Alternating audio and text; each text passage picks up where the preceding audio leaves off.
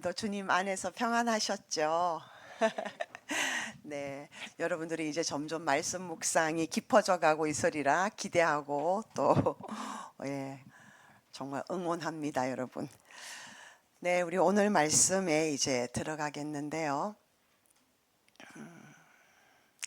네, 먼저 일단은 고린도전서가 지금 하고 있는데 여러분들한테 여러 번 설명을 했지만 한 번 더 고린도전서에 대한 구성을 한 번 더 짚고 넘어가기를 원해요. 고린도전서는 크게 이제 구성면에서 어떤 책이다라는 것을 여러분들 설명을 많이 드렸고, 구성면에서는 크게 두 가지로 분류할 수 있습니다. 1장 1절부터 6장 20절까지가 한 부류고요. 또 한 파트는 이제 7장 1절부터 마지막 16장까지 그렇게 두 파트로 나눌 수가 있는데, 첫 번째 파트는요, 고린도전서 1장 11절에 보면 글로에의 지편으로 너희에게 어떤 소문이 들리더라. 근데 너희 가운데 분쟁이 있다고 하더라. 그러니까 글로에는 사람 이름이에요. 근데 정확하게 누구를 지칭하는지는 모릅니다. 아무튼 예수를 믿는 이 사람의 그 권속들, 다시 말해서 그 집안 사람들 편으로 이제 바울 사도가 고린도 교회에 대한 소식을 듣게 된 거예요. 근데 소식을 들어보니 교회가 분쟁을 하고 파가 나뉘어져 있고 싸우고 있다고 하더라. 이제 그렇게 해서 바울이 너무 안타까운 마음에서 교회가 잘못을 하고 있다는 그 오류에 대해서 책망과 또 권면을, 책망도 하지만 또 이렇게 했으면 좋겠다, 이렇게 하여라 하고 강하게 권면하는 부분이 나옵니다. 그 다음에 이제 7장부터 끝까지 부분은요, 16장까지는 고린도 교회가, 사실 교회가 이제 세월이 가면서 예배가 드려지고 사람들이 모이면서 교회 안에 각각 어떤 이슈들이 생기는 거예요. 그죠? 우리가 삶을 살면서 여러분들의 삶 안에서 생기는 여러 가지 문제가 있죠. 뭐 나쁜 것도 있고 좋은 것도 있고 중립적인 것도 있어요. 그러니까 예를 들어서 지금 7장 1절에 보면 너희가 쓴 문제에 대하여, 이 말은 이제 편지로 바울 사도께서 이 교회에 대해서 너무너무 사랑하고 계시고 또 개척자이기 때문에 이 교회 안에 우리가 살다 보니까 결혼 문제가 있어요. 우리 또 안에 우상 그 제물로 나오는 그런 음식을 먹는 그런 문제들이 있어요. 또 결혼 문제가 있고 또 소송의 문제가 있어요. 기타 등등 이제 교회 이슈들을 고린도 교회가 바울 사도에게 물어봅니다. 근데 거기서 이제 바울 사도가 목회자로서 목회적 답변을 하고 있는 부분이 7장부터예요. 이해되시죠? 그러니까 고린도전서는 크게 두 부류가 있는데 앞에 부분은 교회에 분쟁이나 문제가 있다는 소식을 소문으로 듣고 그 부분에 대해서 강력하게 말씀으로 꾸짖고 또 강하게 권면하고 있는 장면이고, 또 한 부분은 이제 삶에 있어서 여러 가지 이슈가 등장하는데 그 이슈들을 어떻게 하면 좋을까요 하는 물음에 대해서 목회적 답변을 하고 있습니다. 그래서 두 번째는 제가 1번부터 7가지의 좀 큰 부분에 있어서 분쟁에 관한 문제, 그다음 도덕적 무질서에 관한 문제, 음란도 굉장히 성행하고 있었다 그랬죠. 그다음에 결혼 문제, 결혼, 이혼, 재혼, 이게 성경적인 원칙을 제시하고 있는 거예요. 그다음 우상 제물에 관한 것, 그다음에 이제 그 사이에 공적 예배에 관한 것, 그다음에 대표적으로 고린도전서 15장은 부활장으로서 굉장히 상세하게 무려 58절에 관해서 58절 통틀어서 부활에 관해서 설명하고 있습니다. 여기 부분에서 이제 내세도 설명하고 있고요. 그 다음에 이제 마지막 부분으로서 이제 헌금과 그다음에 여러분 이렇게 하십시오, 그리스도의 새 삶을 사십시오 하는 권면과 마지막 인사를 하고 있습니다. 예, 눈에 확 들어오세요? 네, 여러분들 자꾸 이렇게 보시면 처음부터 제가 이 부분을 왜 하지 않았냐면, 처음부터 고린도전서는 이렇게 돼 있습니다 하면 여러분들이 개념이 없어요. 그죠? 근데 이제 여러분들 큐티를 해 오셨고 지금까지 쭉 하시고 계시기 때문에 아, 이게 이 구성이구나가 머리에 더 잘 들어올 거예요. 맞죠? 예. 제 경우가 그랬거든요. 네. 자, 그래서 이제 7장에 아까 말씀드렸다시피 이제 교회가 질문을 합니다. 결혼 여부에 대해서 이렇게 제의를 하는데, 여러분은 창세기 2장 18절에 하나님이 사람이 독처하는 것이, 혼자 사는 것이 좋지 아니하니 내가 돕는 배필을 짓겠다. 그래서 아담을 잠을 재우시고 그 갈비뼈를 취해서 하와를 지으셨다라는 말씀이 나오죠. 그래서 결혼 제도는 하나님이 제정하신 거예요. 하나님이 만드신 거예요. 그래서 우리 3장으로 넘어가면 이렇게 2장에서 사람이 부모를 떠나 그 남편과 아내와 합하여 연합하여서 나누지 못한다라고 말씀을 하고 계시죠. 그런데 이제 조금 더 부연 설명을 하자면 이제 모세 오경에서 모세가 이혼 정서를 써주고 난 다음에는 이혼해도 좋다라는 부분이 나와요. 이 부분은 하나님이 이혼을 찬성하시거나 이혼을 만드신 게 아니라 사람의 악함으로 인해서 하나님이 묵인하신 거예요. 근데 그 당시도 여러분도 신약 시대도 마찬가지지만 사람 카운트 할 때 숫자를 셀 때 남자 장정만 세우죠. 어린아이와 여자와 나이 많은 사람은 이 숫자에서 제외됩니다. 그 정도로 북의 사회였어요. 이거는 남존 여비 개념이 아니고 아담을 먼저 지었다라는 그 개념에서 이 유대 사회는 남자 중심적인 사회이기 때문에 그렇게 된 건데 그거는 설명하려면 너무 많은 설명이 필요하니까 넘어가겠고요. 그랬는데 문제는 뭐냐 하면 사람이 힘을 가지다 보면 남용을 하죠. 그래서 이 유대인 남성들이 함부로 여성들을 학대하거나 버리거나 했어요. 아닐 것 같죠. 그들은 선민 사상이 가득 차 있고 율법을 중시하는 사람들이기 때문에 굉장히 정결하고 삶 자체가 경건하고 거룩할 것 같죠. 아니에요. 사람 다 똑같아요. 사람의 연약함, 죄성 때문에 그 당시에 남성들도 여성들에 대해서 좀 마음에 안 든다고 버리고 했어요. 그런데 이 남성 중심 북의 사회에서는 남성한테 버림을 받은 아내, 여성은 굉장히 살기가 어려웠어요. 힘들었어요. 그래서 성경에서 하나님은 고아와 과부를 사랑하신다. 그렇게 많이 말씀을 나오고 인애와 긍휼을 말씀하시는 게 고아와 과부를 불쌍히 여기라. 그러니까 오늘날의 고아 그냥 마음에 안 든다. 우리 성격 차이다. 이혼하자. 뭐 이런 과부를 말씀하는 게 아니에요. 구약 성경에서는 정말 잘못함이 없는데도 불구하고 마음에 안 든다는 이유로 여러 가지 이유를 붙여서 여성을 버리는 남성들이 많았기 때문에 여성을 보호하기 위해서 정말 최소한 너희들이 이혼 증서를 써주고 그때 이혼을 해라. 근데 그렇게 되면요, 증서가 있는 경우는 그 남성이 여성을 부양을 해야 돼요. 다시 말해서 먹고 살 수 있도록 해줘야 합니다. 그래서 이건 정말 하나님이 여성을 위한 배려라고 볼 수 있습니다. 이건 남성을 우월하게 하고 여성을 뭐 열등하게 여기고 그런 개념이 아닙니다. 그래서 이혼 제도는 실제로 사람의 악함 때문에 생겨난 거예요. 자, 그런데 고린도전서 7장에 보면 이혼에 대해서 바울이 많이 설명을 하고 있는데요. 여러분들 큐티해 보셨지만 나와 같이 독신으로 사는 게 좋다 이런 얘기를 자주 해요. 그래도 음욕을 이기지 못하게 성적 어떤 유혹이나 그런 것을 이길 수가 없거든 결혼을 하거라 이렇게 나와요.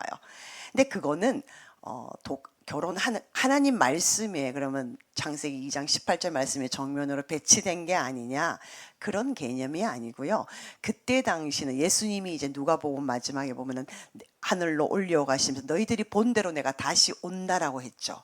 그래서 그 당시에 예수님이 부활 승천하시고 오신다고 했기 때문에 아직은 그때는 이렇게 2000년간 지연이 될 줄을 몰랐던 거예요. 그리고 예수님이 오신다고 하셨기 때문에 임박하게 오신다라고 생각을 한 거예요. 그래서 임박한 종말론이 있었습니다. 그죠? 물론 바울 사도도 그 부분을 생각하고 있었죠. 근데 성경에서 마태마가 누가에서 계속 얘기하고 있는 것이 우리가 이제 종말이 될 때는 환란이 임한다 그랬죠. 그렇기 때문에 자 여러분 보세요. 여러분 이제 탈북하셨기 때문에 잘 아실 거예요. 그죠? 나 혼자 북한에서 남한으로 내려오기가 쉬운가요? 아니면 가족들, 자녀들 다 데리고 오기가 쉬웠던가요? 그렇죠. 혼자 오는 게 쉽죠. 내 가족이 있고 부양 또 자녀, 아내, 남편이 있으면 이 환란에 대비하기가 굉장히 어렵습니다. 그죠? 많은 신경을 써야 되잖아요. 그래서 바울 사도는 유익하다라고 한 거예요. 이거는 잘했다, 잘못했다, 옳고 그름의 문제가 아니라 유익하다는 거예요. 그래서 혼자만 책임지면 되니까 그것이 유익하기 때문에 혼자 살아라 그렇게 얘기를 한 거예요. 자기도 그래서 혼자 산 거잖아요. 물론 바울 사도는 어떤 그 성적인 부분을 이렇게 뛰어넘을 수 있는 강함이 있었기 때문에 또 그것이 가능했겠죠. 자, 그렇게 첫 번째 이유는 그런 이유로 혼자 살아라 이렇게 했던 거고요. 두 번째는요, 말씀에도 여러분 나오는데 결혼을 하게 되면은 남편은 아내를 즐겁게 해야 되고 또 자녀들을 즐겁게 해야 되고 부양해야 되고 아내는 또 남편에게 집중해야 되고 그를 섬겨야 되고 하는 여러 가지 의무가 따릅니다. 그죠? 좋은 것도 있지만 또한 그 의무를 다해야 됩니다. 또 우리 구약에도 나와요. 결혼한 청년, 유대 청년은 1년 동안 만약에 그 당시 결혼을 했는데 아직 한 3개월밖에 안 되었어. 근데 이웃 나라와 전쟁이 일어났어. 그럼 전쟁에서 안 나가도 되는 거예요. 1년간은 전쟁에서 제외돼요. 성경에서도 굉장히 결혼한 신혼 부부들을 하나님이 많이 배려하고 계세요. 왜냐하면 또 아기도 낳아야 되고 하는 그런 것이 하나님이 생육하고 번성하라 그러셨잖아요. 그러므로 그런 여러 가지 상황을 고려해서 이제 아내를 섬기고 남편을 섬기고 하라는 거죠. 그래서 여기서 고린도전서 7장에서도 자기 몸은 자기 몸이 아니라 그랬죠. 남편은 아내를 위하여, 아내는 남편을 위하여 있는 것이라 그랬습니다. 그래서 소중하고 귀한 거예요. 이것이 이제 남용되고 문제가 되었기 때문에 오늘날도 성적인 타락이 굉장히 많이 지금 심각한 문제가 되고 있죠. 자, 그래서 그렇게 되면 여보세요. 여러분 보세요. 남편이 일을 해서 아내를 먹여 살려야죠. 자녀들을 먹여 살려야죠. 그러면 정말 하나님 앞에 헌신할 수 있는 시간이 상대적으로 줄어들잖아요. 그죠? 찬양도 해야 되고 기도도 해야 되고 10월 27일 광화문도 나가야 되고 또 우리가 막 대사관 앞에 가서 피켓도 들어야 되고 막 그런 걸 다 해야 되는데 가족이 있으면 우리 아내로서는 또 가족들 식사도 챙겨야죠. 시장도 가야죠. 청소도 해야죠. 빨래도 해야죠. 이게 현실이에요, 여러분. 그래서 하나님께 집중하고 싶은데 그렇게 잘 못할 시간적 24시간은 정해진 거잖아요. 그러므로 예수님께 오로지 헌신하기가 어렵다. 그래서 바울 사도는 이 두 가지 이유로 혼자 사는 것이 좋다 한 거지 결혼을 반대하거나 결혼을 하지 말라. 그럼 부정적인 마음으로 그 글을 쓴 게 아니에요. 이해되시죠? 많은 사람들이 이 부분을 오해하고 해서 제가 조금씩 우리가 지금 큐티에서 카바를 하고 있지만 이렇게 말씀으로서는 하고 있지 못하기 때문에 설명을 잠깐 드리는 거예요. 그래서 이것은 옳고 그르다의 문제가 아니다. 그렇죠? 유익하다, 좀 덜 유익하다의 문제라는 거, 이슈라는 거 아시겠죠? 네, 그 다음으로 넘어가겠습니다. 그리고 이제 8장 1절부터 11장까지는요, 우상 제물에 대한 문제가 많이 납니다. 여러분, 헬라 시대에는 신전이 많았는 거 아시죠? 뭐, 수많은 신들이 있어요. 그죠? 헬라에는. 그래서 그 신들에게 다 제사를 드려요. 근데 그 제사 지낼 때 당연히 고기를 잡아서 이렇게 제사를 지내는 거예요. 그 당시에는 빈익빈 부익부 사회였기 때문에 잘 사는 사람들은 고기를 마음대로 먹지만 못 사는 사람들은 고기나 이런 것을 잘 먹을 수가 없었어요. 그래서 이 신전에서 제사 드리고 난 다음에 그 제물들을 나누어 먹기도 하고 또 그것을 남는 거는 시장에 내다 팔았어요. 근데 시장에 고기가 나오면 이게 사실상은 제사를 드린 고기인지 아니면 아닌 고기인지를 잘 알 수는 없었죠. 장사하시는 분들이 얘기를 하지 않으면 일반 사람들이 살 때 잘 모르죠. 물어보면 뭐 거짓말도 할 수 있고 뭐 그런 거잖아요. 그래서 그 당시에는 그 시중의 고기가 많이 그렇게 해서 제사 지낸 고기들이 많이 나왔고요. 또 가족 행사, 요즘 뭐 팔순잔치 뭐 이런 거 할 때도 요즘에는 호텔을 빌려서 뭐 이렇게 하는데 그 당시에는 신전에서 했어요. 그러니까 하여튼 이 신전의 제사 의식이 일상의 그 헬라 사람들과 상당히 밀접한 관계를 맺고 있었습니다. 그런데 이제 만약에 누구 할아버지 팔순잔치를 그때 팔순까지 팔순잔치를 한다라고 예를 들면 가족들을 다 초대할 거 아니에요. 그럼 그 초대된 사람 중에 그리스도인들도 있을 거 아닙니까? 그죠? 그러면 당연히 이제 우상에게 제사 지내고 그 음식을 잘라서 막 먹으니까 믿음이 확실하지 않는 연약한 자들은 그리스도인들은 거기에서 보니까 저 사람은 예수를 잘 믿는 사람인데 정말 그 고기를 정말 잘 먹네? 그러면 우리도 먹어도 되는 거네? 그러니까 뭐 우상에게 제물을 드렸던 뭐 말든 상관없이 뭐 먹으면 되는 거네? 이런 식으로 잘못 메시지가 갈 수 있다라는 거예요.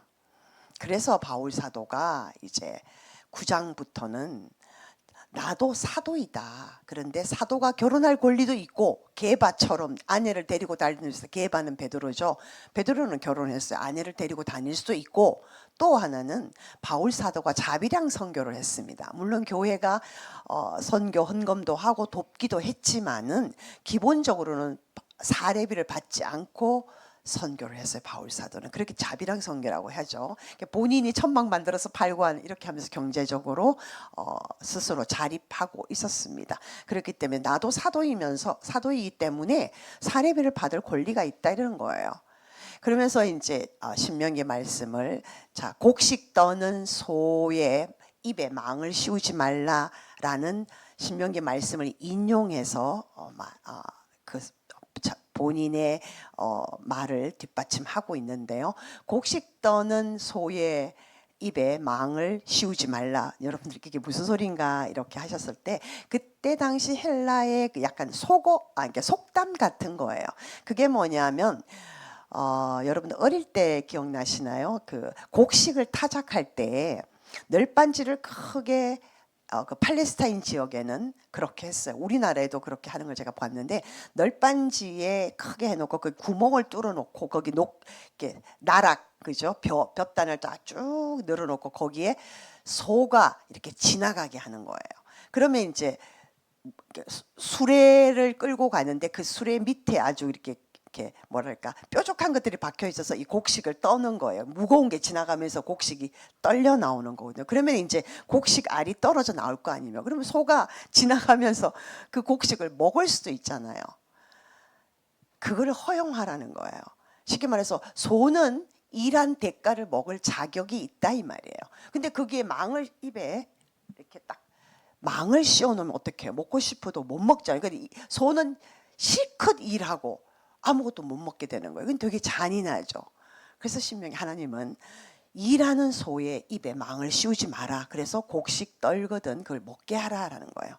팔레스타인 지방에서 이제 곡식 추수하는 방법이 그 첫 번째 추수고, 두 번째는 이렇게 평평한 여러 아라우나의 타작마당, 이렇게 기억나시죠? 평평하게 아주 이렇게 뭐랄까 그 바위나 아니면은 흙 위에 평평하게 해놓고 거기다가 곡식을 쭉 늘어놓고 도리깨로 때립니다. 이렇게 해서 툭 때리고 이렇게 해서 툭 때리고 곡식이 떨려 나가게 하는, 그죠? 그게 오르난의 타작마당 혹은 마리오나의 타작마당이라고 여러분 기억하실 거예요. 네, 그렇게 해서 곡식을 떨어냈습니다.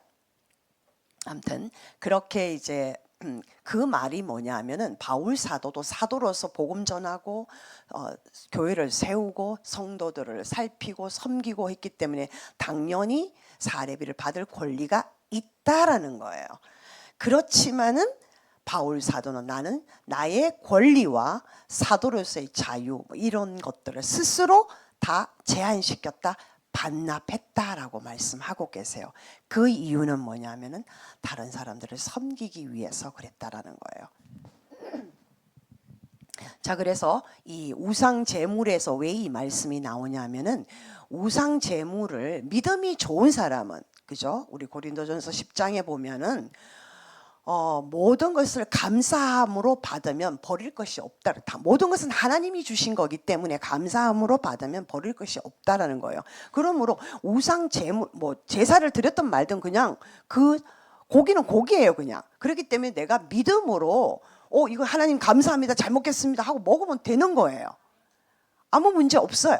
그런데 믿음이 약한 자들은 그 당시에 믿음이 좋은 사람이 막 고기를 막 열심히 먹고 이렇게 보면서 잘못된 메시지, 다시 말해서 뭐 우상이나 하나님이나 별반 차이가 없다, 뭐 그거나 아무 그런 그게 생각이 없이 그런 것들을 받아들일 수 있기 때문에, 그래서 바울 사도가 이런 얘기를 하고 있는 거예요. 고린도서 8장 13절에 만일 내 형제로 실족하게 하면, 그러니까 그로 인해서 그 믿음이 연약한 자들이 넘어지게 되면, 그런 말이에요. 나는 영원히 고기를 먹지 아니하여 내 형제로 실족하지 않게 하리라, 이렇게 말을 하고 있습니다. 근데 이렇게 말하는 것은 더 많은 사람을 얻기 위함이다라는 거예요.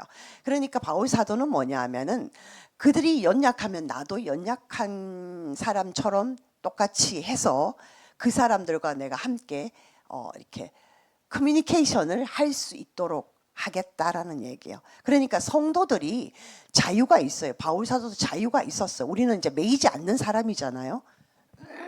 죄도 매여 있지 않고 우리는 죄로부터 해방됐고 예수 그리스도를 믿음으로 매여 있지는 않는데요. 우리는 사랑으로 그리스도 안에서 절제를 해야 합니다. 그죠? 그러니까 하나님이 우리에게 주신 영은 두려워하는 영이 아니고 절제하는 영이라, 사랑과 능력 행하는 영과 절제하는 영이라고 NIV 성경에 나와 있어요. 우리에겐 두려움이 아니요 이렇게 나와 있지만 실제로는 소심한 영이라고 표현되어 있거든요. 그러니까 절제하는 영이 우리에게 있단 말이에요. 그래서 우리 고린도전서 6장에서도 이미 여러분들 큐티하셨고 10장에서도 보면 모든 것이 가능하지만 모든 것이 다 유익한 것은 아니라는 거예요. 그리고 모든 것이 다 가능하지만 모든 것이 다 덕을 세우는 것은 아니라는 거예요. 무슨 뜻인지 아시겠죠? 예. 저는 지금 이 자리에 와서 여러분들과 말씀을 나눌 수도 있고 나 바빠서 못 가요 하고 오늘 골프 치러 갈 수도 있었어요. 그죠? 모든 것이 가능합니다. 왜냐하면 제가 지금 건강하니까. 그죠? 자, 모든 것이 저한테는 그것이 가능한데, 아니면 영화관 갈 수도 있고 친구들하고 놀 수도 있고 기타 등등 하나님의 일과 관계된 거 빼고 다른 거 내가 육적인 즐거움을 찾아갈 수도 있다라는 거예요. 가능해요.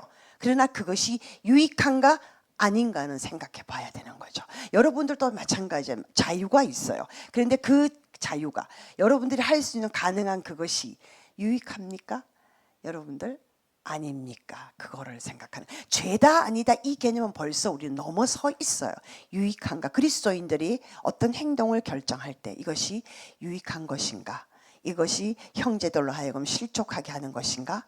아닌가를 생각하는 성숙함이 필요한 거예요. 오늘 말씀에서. 네. 그래서 또 갈라디아 5장 13절 이제 여러분들이 한번 합독해 보실까요? 시작. 형제들아 너희가 자유를 위하여 부르심을 입었으나 그러나 그 자유로 육체의 기회를 삼지 말고 오직 사랑으로 서로 종노릇하라. 네, 말씀. 오늘 말씀에도 자유를 위해서 우리가 자유해졌죠. 그러나 이 자유를 육체의 기회로 삼지 말라면 육체적인 쾌락을 쫓는데 쓰지 말라는 거예요. 오직 사랑 안에서 서로 서로 섬기는데 여러분들의 건강과 여러분들의 시간과 여러분들의 물질을 쓰라는 얘기죠. 그렇죠? 그것이 바른 해석이죠? 네. 자, 그래서 이제 오늘 말씀으로 넘어갑니다. 여기까지는 우리가 커버를 하지 않았기 때문에 말씀으로 오늘 설명을 드렸고요. 이제 오늘 말씀은 이제 9장인데 현대인의 성경으로 보겠습니다. 자, 마침표 찍어져 있는 부분이 말씀이에요. 자, 19절 여러분 함께 읽으시겠습니다. 시작. 나는 아무에게도 매이지 않았으나 더 많은 사람을 얻으려고 스스로 모든 사람의 종이 되었습니다. 네, 밑에 제가 해설을 써놨어요. 모든 사람의 바울 사도는 모든 사람의 요구와 기대로부터 자유로워요. 누가 바울 사도한테 막 이렇게 뭔가를 막 기대하고 뭘 해내라 그러고 요구하고 그러지 않았습니다. 그런데 바울 사도는 나는 기꺼이 고린도 사람들을 위해서 또 이방인들을 위해서 유대인들을 위해서 예수 믿지 않는 사람들을 위해서 섬기는 자가 되겠다. 기꺼이 하겠다라고 하는 거예요. 그런데 그 이유는 뭐야? 이유 뭐 때문에? 네, 복음을 전해서 모든 사람이 구원을 받기를 원하기 때문이라는 거죠. 아멘. 네. 자, 여기서는 이제 다양한 사람들에게 다가가서 복음을 전해서 구원받기 원합니다. 그 다양한 사람들은 누구냐? 문자 그대로 누구든지예요. 종교적인 사람들, 비종교적인 사람들, 까탈스러운 사람들, 도덕적인 사람들, 또 비도덕적인 사람들, 실패한 부도덕한 사람들, 죄 가운데 있는 사람들, 그 누구든지에게 바울 사도는 다가가겠다라고 얘기를 하고 있는 거예요. 그렇다고 해서 그들의 삶을 취한다거나 따라가는 얘기는 아니에요. 다만 그들의 삶을 그들의 시각으로 본다는 거죠. 그죠? 연약한 자는 연약한 자를 만약에 바울 사도가 대한다면 그 연약한 자의 입장이 되어서 그들의 세계를 들여다보고 그들을 이해하겠다 그 말이에요. 여기 메시지 성경에는 그렇습니다. 그렇게 풀이가 되어 있어요. 그러니까 바울 사도는 스스로 사도의 권리와 자유를 절제하고 종이 된 것은 많은 사람들을 구원하기 때문이다라고 설명하고 있습니다. 자, 그러면 바울의 이러한 사상은 어디에서 왔을까요? 바울이 대단히 위대한 사람이라서 그랬을까요? 예수님의 말씀으로부터 왔습니다. 자, 마가복음 10장 45절 시작. 인자가 온 곳은 섬김을 받으려 함이 아니요 도리어 섬기려 하고. 예, 공간상 제가 다 쓰지 못한 도리어 섬기려 하고 자기의 생명을 대속물로 자기 자신을 대속물로 주려 함이니라라고 10장 45절. 예수님이 그렇다는 거죠. 인자 예수님이잖아요. 사람의 아들. 네, 사람의 아들로 오신 예수님은 섬김을 받으려 함이 아니로 오히려 도리어 다른 사람을 섬기려 하고 자기 자신을 내어줘 대속물로 주려 함이니라. 이 말씀 왜냐하면 바울 사도는 예수 그리스도를 만났잖아요. 예수의 제자가 되었습니다. 그러므로 예수님의 사상을 본받는 게 맞는 거죠. 자, 20절 가겠습니다. 같이 한번 읽어보겠습니다. 시작.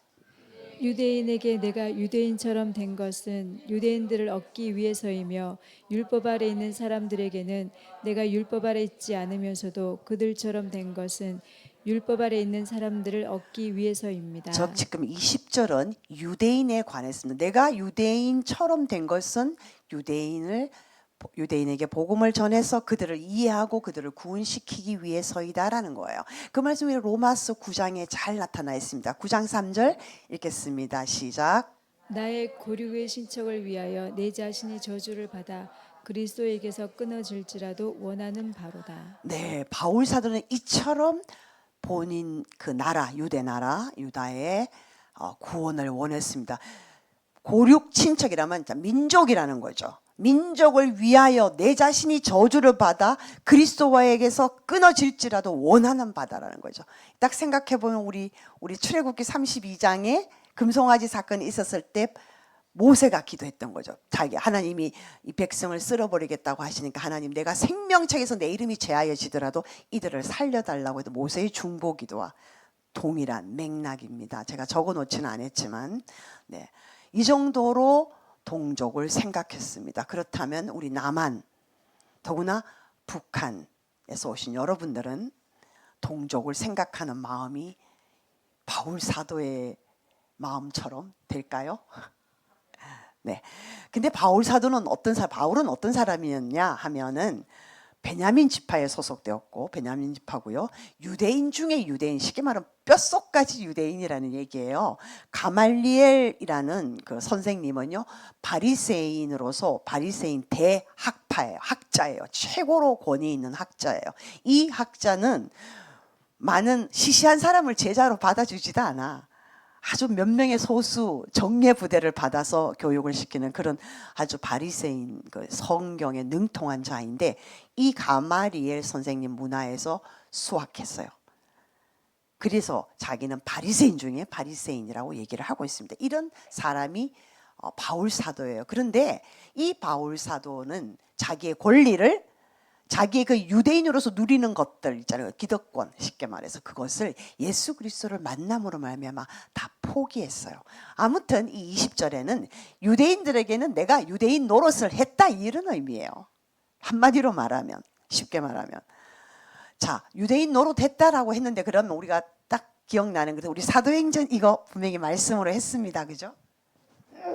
예, 사도행 16장에 보면은 디모데는 외조모 루이스의 어머니 유니게로부터 유대 교육을 받은 자예요. 유대인이에요. 그죠? 그래서 디모데는 할례를 시행했습니다. 예수를 믿고 나면 할례가 필요 없다고 바울 사도가 전하고 있었는데도 불구하고 디모데에게 할례를 시행했던 것은 유대인이었기 때문에 해도 무방하다 생각을 했던 거죠. 유대인들에게 우리는 유대인이다라는 것을 보여주기 위한 거죠. 또한 사도행전 21장에 보면 이제 바울 사도가 이방 나라를 전도하고 죄송합니다. 이방 나라를 전도하고 왔잖아요. 그러니까 더러워져 있다 말이에요. 그러니까 유다 민족들은 이방 나라에 갔거나 어디 안 좋은 곳에 갔다 오면은요, 몸이 불결해져 있다, 더러워져 있다 생각하는 거예요. 그래서 그걸 정결 예식을 합니다. 그래서 결례를 했다 그러는 거예요. 그래서 그 말씀 지워주시고요. 네, 두 번째로 예루살렘에 올라갔을 때 이제 결례를 행하잖아요. 우리 말씀 이거 우리가 봤습니다, 그죠? 그래서 유대인들에게는 내가 유대인들처럼 행했다라는 말이에요. 이 두 가지 사건을 여러분들에게 증명해 보이는 거죠. 아무튼 바울 사도는 예수를 만난 후부터는 이 율법에 더 이상 매이지 않았습니다. 왜? 자, 로마서 10장 4절 시작. 그리스도는 율법의 마침이 되시느니라. 네, 그리스도는 율법의 마침이다. 이 말은 율법을 마쳤다는 거예요. 그리스도로 인하여 율법이 완성되었다라는 말이에요. 그러니까 왜 그리스도가 율법의 마침이 되었냐 하면은요, 율법이 요구하는 궁극적인 것을 예수님이 다 성취했다라는 거예요. 예수님이 다 성취했기 때문에 율법이 완성되었다라는 것이죠. 이해되세요? 자, 예를 들어서요, 여기 나타나 있지는 않지만 율법에서는 그 어떤 사람이 음란 죄를 지을 때 현행범일 때 딱 잡으면 그때 돌을 칠 수가 있었어요. 그렇지만 현행범이 아닐 때는 문제가 없었어요, 율법에서는. 그런데 예수님 뭐라 그래요? 너희 중에 누가 남자든지 여자든지 눈으로 보고 음탕한 마음을 품으면, 음욕을 가지면 벌써 음란의 죄를 지었다라고 말씀하세요. 예수님의 스탠다드가, 표준이 훨씬 높아요. 그렇죠? 현행범 안 잡히면 율법에는 괜찮아요. 그런데 신약 예수님의 법에서는 그것 자체가, 음탕한 마음을 가지는 자체가 죄라고, 음란의 죄라고 말씀하십니다. 아무튼 그래서 예수님은 율법을 완성하시면 훨씬 더 수준이 높아요. 성경에 보면, 자, 너희 눈이 범죄하면 눈을 빼어버리라, 손이 범죄하면 손을 찍어버리라. 그러면 여러분과 나는 지금 다 눈도 없고 손도 없어야 돼요. 문자 그대로, 그죠? 근데 이 말씀은 죄는요, 여러분, 죄가 살짝 여러분도 이렇게 요만큼 빼꼼히 들어올 때 그때 탁 잘라버려야 되는 거예요. 근데 그걸 자르지 않고 계속 품고 있으면 커지는 거예요. 나중에는 쑥 손이 다 들어오는 거예요. 그게 요한복음 13장의 말씀에서 가룟 유다가 이제 예수를 팔 생각을 했죠. 근데 그 전에 예수를 팔려고 궁리를 하고 있었어요. 그때 마귀가 말씀해 보면요. 요한복음 13장 2절에 마귀가 가룟 유다의 마음속에 예수를 팔 생각을 넣어줬더라 그랬어요. 처음에는 생각이었어요. 근데 여러분 우리 고린도후서 10장에 보면은 하나님을 그것으로 높아지 모든 이론을 파하라 그랬어요. 나의 고집같은 생각들, 이론 이걸 다 파하고 생각을 사로잡아 그리스도께 복종시키라고 하잖아요. 근데 그거를 안 한 거예요. 가룟 유다는 그냥 생각을 넣어줬는데 그래서 막 그 생각을 막 키워갔어요. 어떻게 죽이지? 어떻게 죽이지? 어떻게 죽이지? 어떻게 죽이지? 막 논의를 하잖아요. 말씀을 보면. 그런데 그러면 요한복음 13장 27절에 가면은요. 사탄이 가룟 유다의 마음 속으로 들어갔다 그랬어요. 처음에는 생각만 넣어줬는데 끊지 않으니까 눈도 안 빼고 손도 자르지 않으니까 이제 그 마음 안에 들어갔다. 그 마음 안에 들어갔다는 얘기는요. 사단이 통제하기 시작했다라는 거예요. 가룟 유다를. 그러니까 가룟 유다는 이제 더 이상 이성이 발동을 하지 않습니다. 이성이 듣지를 않아요. 여러분 중독이 그런 거예요. 중독의 심리학적 정의는요. 이성이 작용하지 않을 때. 다시 말해서 여러분들 커피를 좋아하면 커피를 마실 수도 있고 없으면 마시고 싶지만 안 마시고 싶어. 이거는 중독 아니에요. 중독은요. 술 중독, 알코올 중독 이런 거는 하루에 한 잔을 마시더라도 마시지 않으면 안 돼. 불안해. 그래서 기어코 어디를 가서 술을 마셔야 돼. 이것이 중독이에요. 다시 말해서 이성적인 정상적인 생각이 작동을 여러분들 컨트롤 하지 않는 거 그것이 중독이거든요. 아무튼 예. 그래서 어디까지 왔냐? 제가 무슨 얘기를 하려고 이제 이 얘기를 했는지를 제가 잊어먹을 상황이 왔는데 중요한 것은 예수님의 법이 훨씬 더 높다라는 거예요. 그렇죠? 여러분 가끔 그러시죠. 예, 제가 약간 네 맞아요. 예수님의 법이 율법보다 훨씬 높기 때문에 예수님이 율법을 완성하셨다라는 거예요. 자, 그래서 로마서 3장 20절에 이 말 내 말인지 말씀인지 봐야 될 거 아니에요. 자, 보세요. 시작. 그러므로 율법의 행위로 그의 앞에 의롭다 하심을 얻을 육체가 없나니 율법으로는 죄를 깨달음이니라. 네, 율법이 그렇다고 아무것도 아닌 게 아니에요. 율법이 있어야 죄는 뭐는 죄고 뭐는 죄고 뭐는 죄고 뭐는 죄가 아니고 이런 게 있잖아요. 그런데 율법의 기능 중에 죄를 인지하게 하는, 죄를 알려주는 기능이 있습니다. 그러므로 율법은 중요해요. 그런데 중요한 것은 율법의 행위로는 의롭다 하심을 얻지 못한다는 거예요. 이 의롭다 하면 우리가 이제 하나님과 사이가 멀어졌잖아요. 그래서 구약에서는 제사를 드림으로써 하나님과 우리가 화해하는 그런 의식을 했지만은 신약에 와서는 예수님이 율법의 완성이고 예수님이 십자가에 죽으셨기 때문에 우리 죄를 위해서 그래서 우리는 율법의 행위를 따라가는 것이 아니라 예수 그리스도를 믿음으로 구원을 받는 거잖아요. 그렇죠? 그래서 십자가에서 무슨 일이 일어났는가는 제가 지지난 주에 많이 설명을 했습니다. 그러므로 율법의 행위로는 의롭다 하시면 못 얻는다. 다시 말해서 구원을 받지 못한다라는 거예요. 근데 유대인들은 지속적으로 그리스도께 나오기를 거부하고 율법의 의를 추구하려고 지금도 율법 추구하고 있죠. 그러므로 스스로 실패를 자초하고 말았죠. 그러므로 이제는 우리가 율법의 어떤 외적 노력이 아니라 내적으로 예수를 그리스도를 믿는 믿음이 유일한 구원의 조건입니다. 아멘. 네. 그래서 예수님께서 율법의 마침이 되셨고 그 마침이 되신 예수를 믿음으로 이제 우리는 율법으로부터 자유를 누리는 거예요. 아멘. 할렐루야. 여러분 율법 지키는 거 어려워요.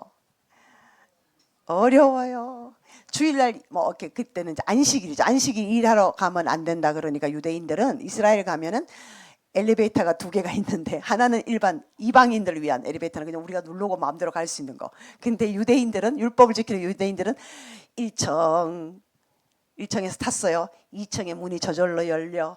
아무도 안 눌러 가만히 있어. 그럼 저절로 닫혀. 3층 저절로 열려. 저절로 닫혀. 여러분 24층 간다고 생각해 보세요. 23번 열리는 데가 열렸다 닫혔다. 그것도 1분 오랫동안 서 있어야 될 거 아니에요. 사람들 탈 수 있으니까.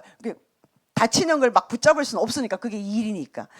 여러분 이런 일을 하고 있습니다. 그죠? 안타깝죠. 자 21절. 자 그러면서 계속합니다. 시작. 내가 하나님의 율법을 떠난 것이 아닙니다.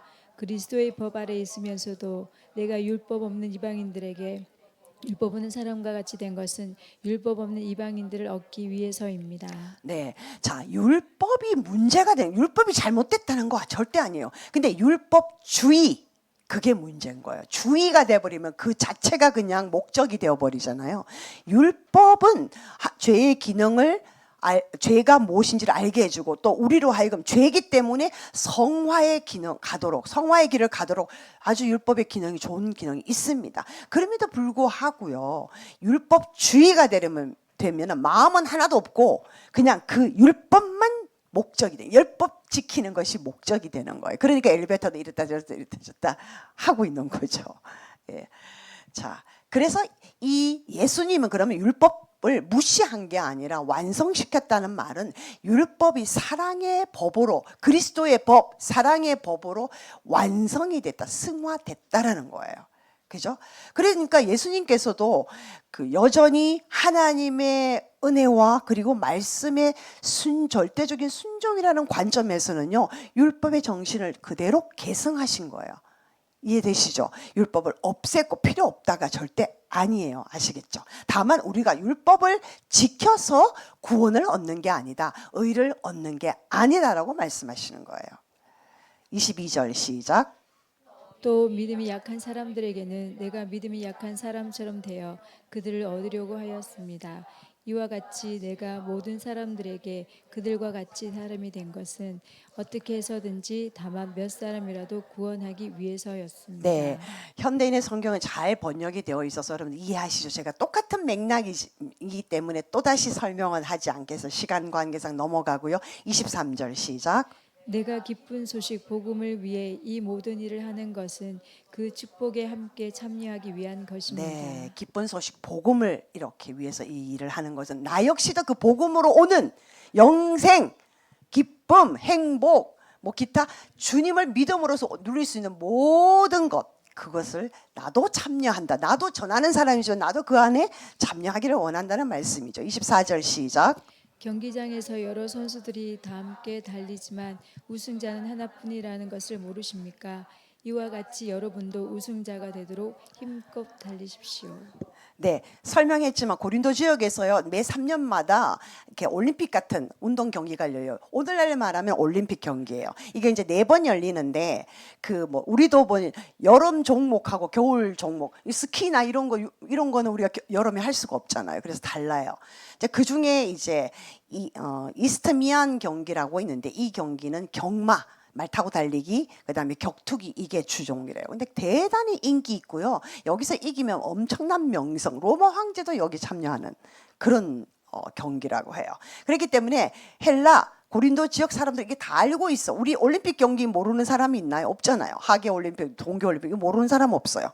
그러므로 이해하기 쉬우라고 바울 사도가 경기하는 방법을 이렇게 나열함으로써, 설명함으로써 어떻게 바울 사도 자신이 복음을 위하여 달려왔는지 자기의 생활에 지금 경기하는 그 룰을 적용해서 설명을 하고 있는 거죠. 그죠? 여러분 24절 다 이해 가시잖아요. 그죠? 네. 자, 25절 시작. 우승자가 되려고 경쟁하는 선수마다 모든 일에 절제합니다. 그들은 썩을 잠시뿐인 면류관을 얻기 위해 그렇게 하지만 우리는 썩지 않을 영원한 면류관을 위해 그렇게 해야 합니다. 네, 운동선수가 이기기 위해서는 주르륵 뭐 식이요법, 성관계도 절제해야 되고 뭐도 해야 되고 뭐 이런 거 있다는 거예요. 그러면 고린도 교회 교인들은요, 그 교회 안에 여러 가지 분쟁, 음행, 이 쭉 문제들은 결국은 교인들의 무절제한 삶과 밀접한 관계가 있었다라는 것을 말하고 있는 거예요. 그러므로 절제해라는 거예요. 왜 우승하기 위해서, 경기에서 우승하기 위해서 면류관 그거 뭐 이렇게 쓰는 거 월계수 면류관 뭐 이런 거 따려고 그렇게까지 이 선수들이 이렇게 절제하고 노력하는데 그리스도인들은 하물며 말해서 뭐 하랴, 그죠? 그것을 설명하는 거예요. 그래서 운동 경기를 열심히 설명하고 있는 겁니다. 자, 26절 시작. 그러므로 나는 목표 없이 달리는 사람처럼 달리지 않고 허공을 치는 권투 선수처럼 싸우지 않습니다. 그러니까 뭐냐면 바울 사도가 이렇게 열심히 주를 증거하고 구원을 전파하고 있는 것은 목표가 있다라는 거예요. 그리고 허공을 치는 권투 선수는 혼자 싸우지 않아요. 분명히 상대가 있습니다. 그렇죠? 그러니까 영적 싸움에도 분명히 바울 사도가 허공 혼자 치는 게 아니라 싸움에 대적하는 대적이 있다라는 거예요. 그렇죠? 다른 말로 말하면 나는 내가 가진 거 모든 걸고, 배수진을 치고라고 얘기하죠. 생명 걸고 이런 얘기예요. 생명 걸고 결성전에 골인하려고 이렇게 최대한 질주한다라는 거예요. 그래서 자신에게 바울 사도에게서는 항상 경각심을 가지고 그 최상의 상태로 선수들의 그 최상의 상태 컨디션을 유지하는 것처럼 상태로 살아가려고 안주하지 않는다, 게으름 피우지 않는다라고 메시지 성경에는 저렇게 번역을 하고 있어요. 27 가기 전에 그러니까 분명 바울 사도에게 있어서 분명한 목표는 복음 전파예요. 그런데 허공을 치는 게 아니야. 혼자 싸우는 게 아니야. 대적이 있다는 거예요. 그 대적은 누구냐? 에베소서 6장 12절에 잘 나타나서 우리의 싸움은 혈과 육의 싸움이 아니요 통치자들과 권세들과 어둠의 세상 주관자들과 하늘에 있는 악한 영들을 상대함이라. 맞죠? 예, 혈과 육의 싸움이 아니라 악한 영들을 상대하는 거예요. 그러므로 대적이 있는 겁니다. 그러니까 반드시 고린도인 교인들도 우리 성도들도 허공을 치는 혼자의 싸움이 아니라는 거예요. 아멘. 자, 빌립보서 3장 읽겠습니다. 시작. 형제들아, 나는 아직 내가 잡은 줄로 여기지 아니하고 오직 한 일, 즉 뒤에 있는 것은 잊어버리고 앞에 있는 것을 잡으려고 표대를 향하여 그리스도 예수 안에서 하나님이 위에서 부르신 부름의 상을 위하여 달려가노라. 네, 표대를 향하여 그리스도 예수 안에서 지금 달려가고 있다. 영적 싸움을 하고 있다라는 것을 말하고 있는 거예요. 여러분 영적 싸움 하고 계시죠?